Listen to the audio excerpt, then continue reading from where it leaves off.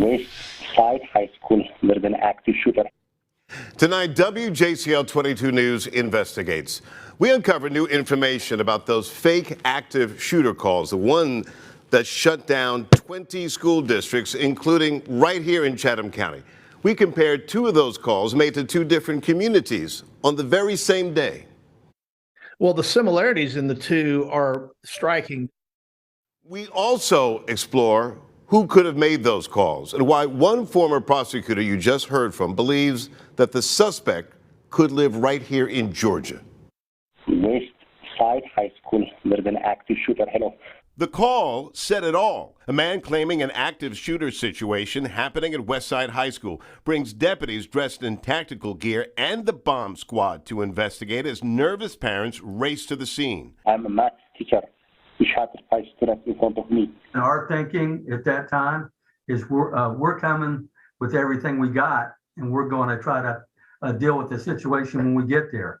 No, he's trying to open the other classroom door. The call is a hoax, a prank, a fake active shooter situation in Richmond County. Can you just imagine all the terror that goes into the hearts of the parents of all the students that were at this school? And when I found out it was a prank, I was angry, very angry that someone again would take time away from the students. You're upset.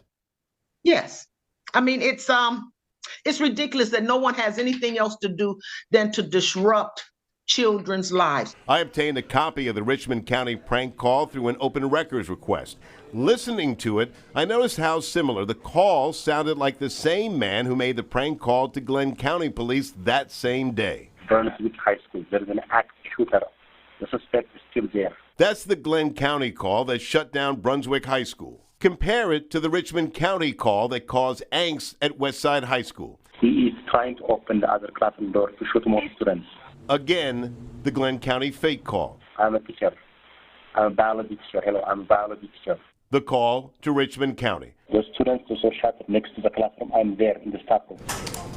I emailed copies of both calls to former deputy, prosecutor, now legal analyst Philip Holloway, and asked him if he believes the same person telephoned the pranks. Well, the similarities in the two are striking. There's really no way that it can't be the same person. Anybody who listens to it with a trained or even an untrained ear, that's the first thing that jumps out, is that this is the same person. Holloway believes the suspect could live anywhere in the world. In this day and age, when you've got VoIP, voice over internet protocol calling, he could have been in Australia or on the other side of the planet. But in all likelihood, I think the odds are very good that it was someone right here in the state of Georgia that is committing these awful hoax crimes. The Richmond County Sheriff's Office tells me it can't comment on voice comparisons, as the FBI and the GBI are in charge of the investigation. Even when I found out it was a hoax, I was still worried about the student, the staff, and just the mental anguish that had been put on people for no reason at all. Why do you think it was your community? Do you have any idea?